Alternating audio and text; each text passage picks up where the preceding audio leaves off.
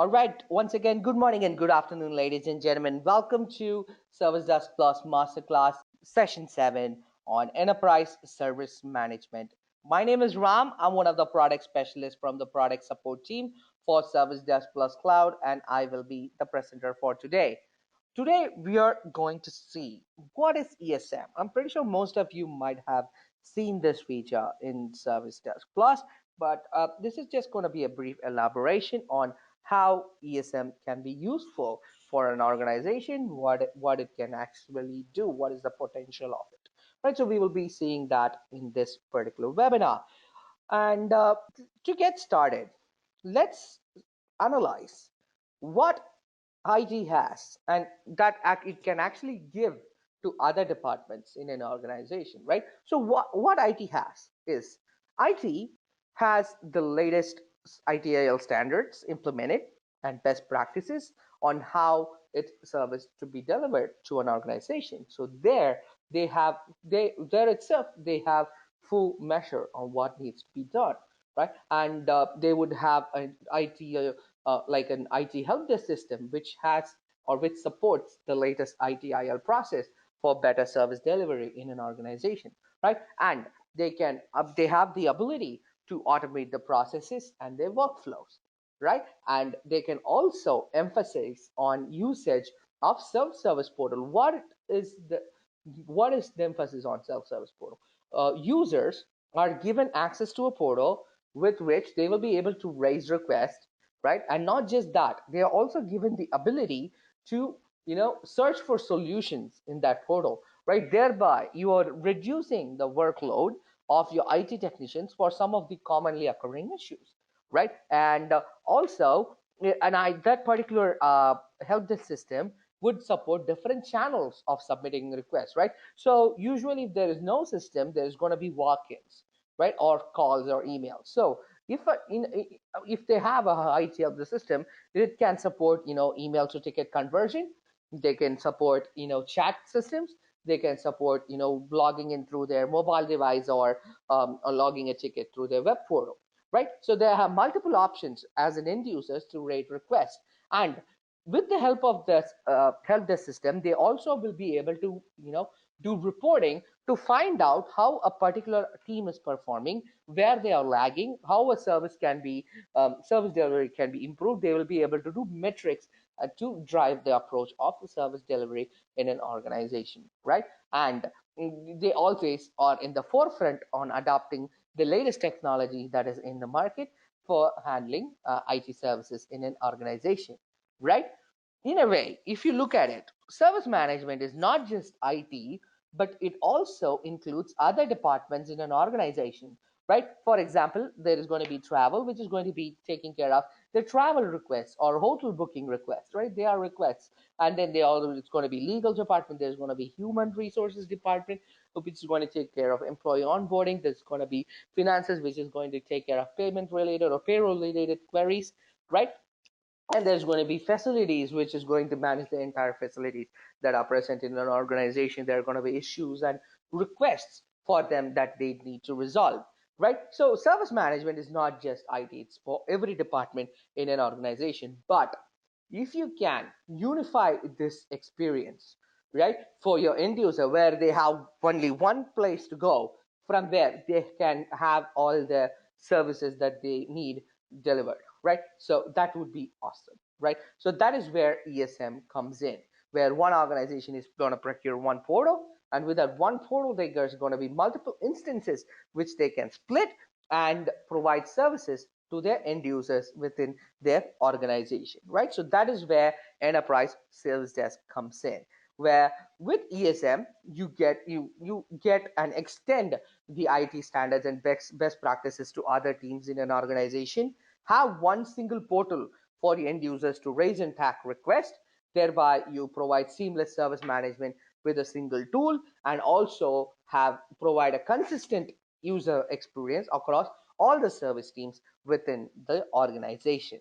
Right? With ESM, to start off, you get single enterprise directory. Right? So you don't have to need multiple instances or multiple applications. Right? So with one single With ESM, you get one single directory where you can maintain users, the instances, the authentications, and all the association, right? And you can also create service desk instances for each business functions and facilitate organized service delivery using code-free customizations, right? So it is very easy to spin up an instance with no coding at all. So it's easy, like as easy as 60 seconds. It just takes that to deploy or create a instance within Service Desk Plus. And you can also provide automation by where you can implement ITSM workflows to efficiently manage all aspects of a business service lifecycle, right? And also some of the ESM, the ESM comes up with pre-built categories and templates, right? So you can accelerate service management adoption across all the departments by using these pre-built templates and service catalogs for each and every business unit, right? And then as I iterated earlier, centralized request portal. So all the services are going to be in one single space for your users, from where they can raise and track the request based on whatever they have as per their needs, right? So one single portal. So now let's just quickly jump into the application and see how ESM can function for multiple departments in an organization. Now I'm logged into the application as an end user, and this is my ESM, right? This is my ESM portal where I can see what are the services that I have access to, right? So over here, I can choose an instance for which I want to raise a request. Or if I'm not aware of my instance, what I can do is I can type in some keywords, right? So if there are any templates, right? So let's just type fix. So I get, if there are any templates available, any solutions that are available, I get that quickly over here, and it also shows me in which instance it is present. So this not only quickly displays the templates, it also shows me the announcements and any solution articles present across all the three instances or all the four instances that are there in the application, right? Or I can quickly click on it to view the solution or create a new request from here, right? So for now, let me just quickly jump in to and request portal, and I'm going to click create a new request. So I'm going to do new request for fixture, where I am going to request for a new chair, right? So I'm going to say asset request, fixtures and furnitures. I will need a new chair. So I'm going to quickly put new chair. So this automatically populates resource information right here. I'm pretty sure most of you might have seen this by now, but if you are not aware of this feature, I'm going to quickly show that to you as we course through the demo.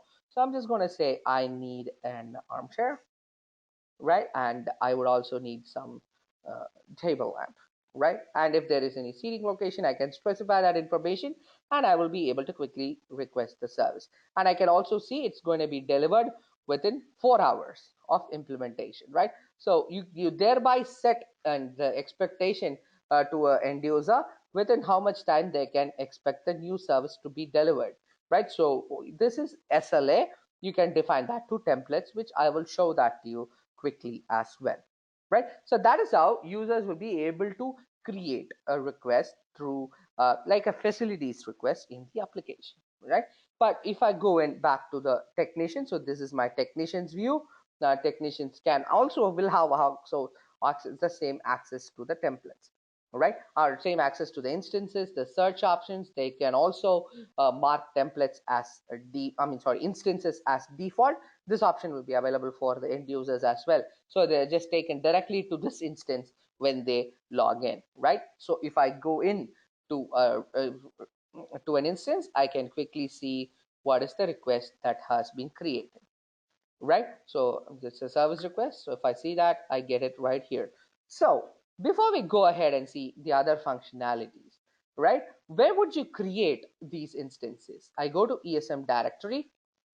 This is where I create or control what happens across the organization. So I can specify the details of my organization, put my company's logo, specify who are all the users that are going to access. So you can import these from your AD, Azure, or Google apps as well, right? And you can also associate users to instance. So for example, if you don't want, let's say, Rob, right, to have access to IT help desk instance, I can quickly remove him from there, right? So you won't have access to that instance, right? And so, or if I want him to have access to it, I can just click on add user to the instance, right? And who can actually have access or control to this ESN directory is that that user's name is called organization admin.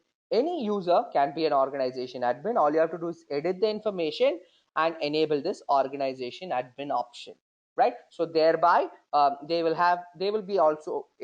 also have access to make changes under the ESM directory, right?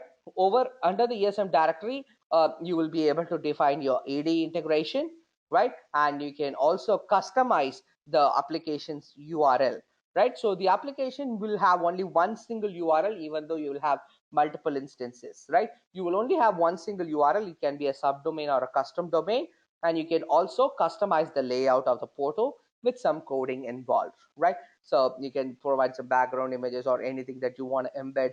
You can specify those information over here and customize that under the customize ESM portal, right? So this is ESM directory. The key feature is creating instances, right? So over here, if I go to service desk instances, I can create as many instances. So, or to create a new instance, I will click on this new instance button. I can give a name, I can give a URL. The URL is just this differentiation over here. You see facilities desk, right? So that is for the facilities desk URL, right? So just to identify a different instance under one single organization, you can give what is the URL name and type. So we have three common types. One is IT help desk, facilities help desk, and HR help desk. So facilities, IT, and HR, all of them comes up with some amount of customization with regards to the particular instance type, right? I'll show that to you. You can also specify the time zone, who will have access to it. So if I choose everyone in the organization, all the users who are part of this user list will have access to it, or I can also specify should it be specific, right? So likewise, I'll be able to quickly spin up an instance and deploy it in under 60 seconds, right? So if I go to facilities instance, just to show you the difference, if I go to facilities instance, there will be a few options missing, or you might not find that. Like for example, there won't be probes differentiation under facilities, right? So that is IT related stuff. You might not have that, but you will have templates customized predefined to the IT help desk instance, right? And few customizations if I go into the category section. Likewise, you will have same types of customization for HR help desk instance as well in the service desk plus application, right? So let's quickly go back and go to the facilities help desk and come back to the new asset request which was recently raised. If I go in over here, I have that facilities asset, and over here it's currently open, and I see this particular, I'm presented with this particular option. This is called request lifecycle, right? So this option is used to define the life cycle or the path of a particular request, right? So technician knows what needs to be done, right? You don't want them to directly close the request. You want them to take absolute steps or exact steps in order to resolve a particular issue or deliver the accurate service, right? To start off, right, I want an approval to go. I would say initiate approval, right? And I would just update it. So what happens is it is now waiting for an approval. If I go into the approvals tab, it says approval is pending, right? So I can, what I can do is I can, let's say I'm going to approve this particular request, and only after it is approved, right, I'm going to assign this technician. So I'm going to say if I hit assign technician, it can be assigned to a technician. But what it actually does, it does two things. I didn't show that to you earlier, but what it does is it creates a task. Also, it quickly creates a click channel for me. So if I go to click, which is click is nothing but Zoho's own chat application. So if I go into my over here, I will have the asset request raised right here, right? So this basically starts a channel with the users who you want to have involved, so they can have a quick conversation and get this particular service delivered, right? And also I have triggered a task. With what I have triggered this particular channel and this particular task, we will see that in just a bit, right? So what I can do is once it is done, I would say begin work, right? So once it's beginning work, and I would say I can goes to the rest of the workflow. So where do you define it? Where do you see set form rules, right? So we saw form rules, fields populating, we saw tasks triggering, channels triggering.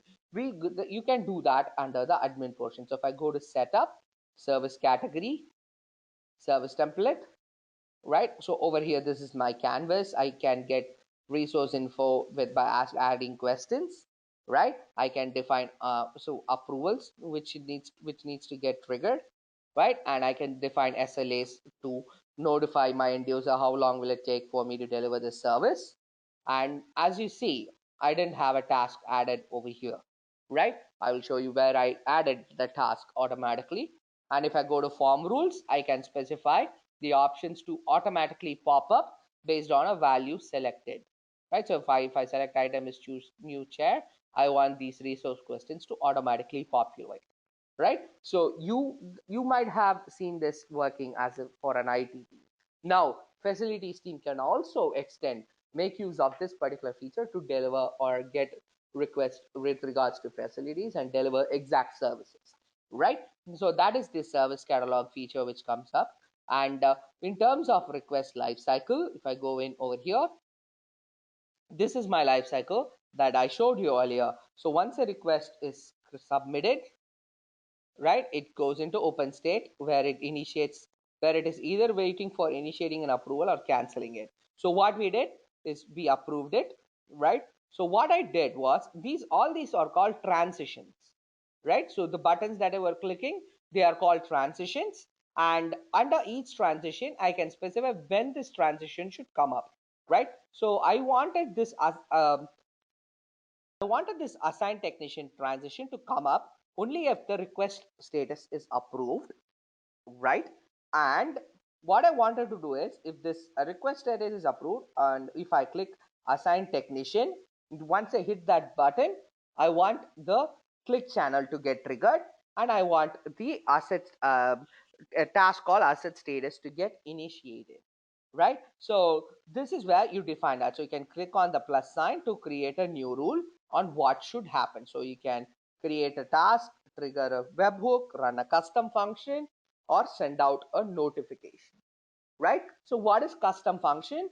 Custom function is nothing, it is basically scripting, right? So you can make the application do actions that it normally cannot perform, right? So for example, initiating a click channel, right? So I can specify a custom function over here under the admin portion. I can quickly write a custom function which I want to get triggered, right? So this all these functions can also be extended. All these features can also be extended to the IT teams as well, right? So they have a streamlined process for handling facilities related requests, right? Now we saw facilities help desk. So let's just quickly see one more instance for a HR help desk related query. So I'm going to go in as HR to the HR help desk, right? Let me just quickly create an employee onboarding request, right? And so I'm just going to say the category. I'm going to fill in permanent. By now, you know what feature we use, right? So let me just put a name. So I'm going to call it Margaret and Margaret Brooklyn. Okay, and I'm going to put a mobile number for her. So and I'm going to quickly create a request, right? So you are aware of the SLAs and stuff. Now, as you saw, the request subject was just employee onboarding, or let me just show that to you again. To if I create a new request, it just says employee onboarding. We are not typing in the subject, right? So when a request got created, it actually populated the subject automatically. right? The advantage of that is, like as a HR manager, right, I can see what are the requests that I've raised, and instead of going inside each request to find out, for who I raised this, which new employee I raised this request, I have that added automatically under the subject of the request itself, right? Which is clearly an advantage for the HR manager. So how would you do that? How did we do that? Is with the help of the custom functions again, right? So we wrote a custom function script to automatically copy the HR, I'm sorry, copy the name and add it to the subject of the request, right? So which gives a clear visibility for both the end user and the technician to identify which employee they are working on, right? So that is one.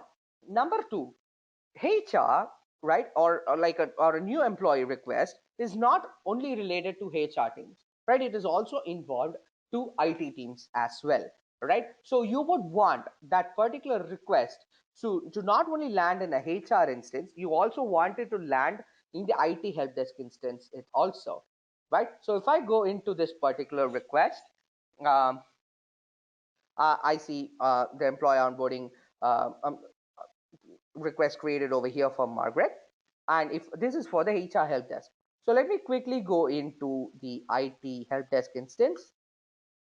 And if I go into the request tab, I see I should see that request. Yes, it is here as well, right? So you see that request also got created over here again, which we did that with the help of custom functions, right? So with custom function, you now have the ability to share requests or create requests automatically in another instance as well in the Service Desk Plus application, right? So now HR can also make use of custom functions to write or do some little bit of programming or customization to do advanced functions which they want as per their requirement in a Service Desk Plus application, right?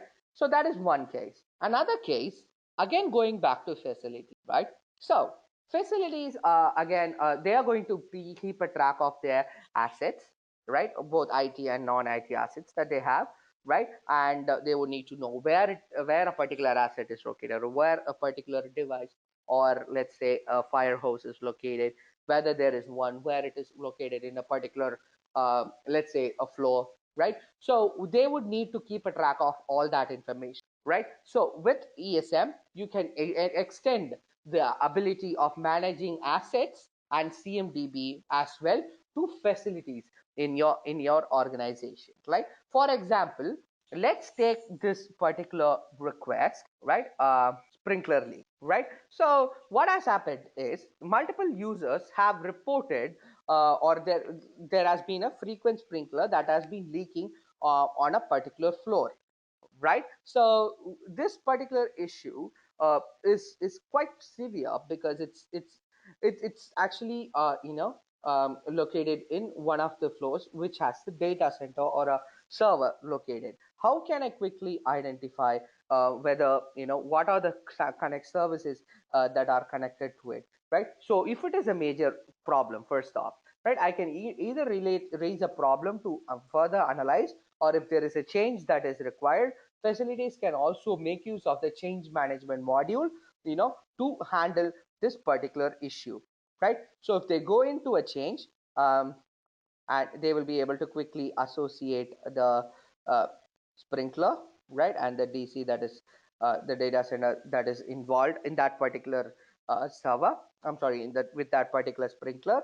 And if they click on this relationship icon, they can quickly identify where the sprinkler is located in, it is located in which floor, and in that particular floor, what are the services, or what are the facilities that are there, right? For example, this particular floor actually houses the data center machine, right, which is critical. So in this particular case, let's say if there is a fire broke down or any kind of an issue, they would need to identify if there is an axe present, or if there is any kind of a fire hose present, where it is exactly located, right? So if they need to break in, they know there is an axe present over here, right? If they extend it, it says like it's in wall one.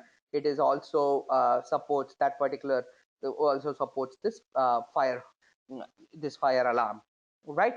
So they will be able to map out an entire floor or and empire an entire floor or with just one particular sprinkler to identify where a problem is or what can all be the solutions in handling a particular issue, right? So with the help of CMDB, they will a facilities team will be able to do that. So CMDB is not just to IT, it can also be used by facilities team in an organization, right? Now as now you have, let's say you have implemented ESM across your organization, you have provide multiple instances and all those stuff, but there are still going to be cases where users tend to raise or submit a sprinkler leak issue to the IT team or an ID card lost issue to the IT team, where the IT technician most definitely do not know what needs to be done, right? So what happens in this case? So let me just quickly raise a lost my ID card case and show you what can be actually done. So if I raise this particular request, it's created under the IT help desk instance. So let's just go back to IT help desk instance. And if I go into the request tab, I see, I should see that, right? I see that particular request over here, right? So this particular request is not mine as an IT technician. What I can do now is I can quickly move it to the appropriate teams or the appropriate instance, right? With the help of this custom menu. So if I click on send to HR desk, or let me just quickly say send it to facilities desk, for example. Okay, so okay, there seems to be an issue there. All right, so what I can do is I can quickly move this request to the appropriate instance, right? And what happens is this particular request is now closed. If I go in to the facilities help desk, right? So if I go into the request tab, I should see that request over here, right? So lost my ID card. It's a let me just sort it.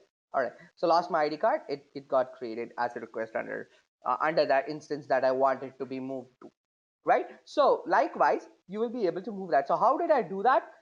I did that with the help of custom menus. You can create that under setup, under developer space. You can create customized menus, right? And under custom menu, you need an action for it to perform, right? So this particular thing can be done as a custom function, or so if I go to custom functions, I can create a custom menu with the help of some scripts, right? So I'll be able to write a script to move it to the appropriate help desk instance, right? So this function is not now related to IT. It can be used by other teams as well. So with that, we have come to the very end of this particular webinar. And I'm just going to quickly round up this presentation. Um, so to come up with some of the key features, as I said, you will be able to create and deploy a service desk instance in under 60 seconds.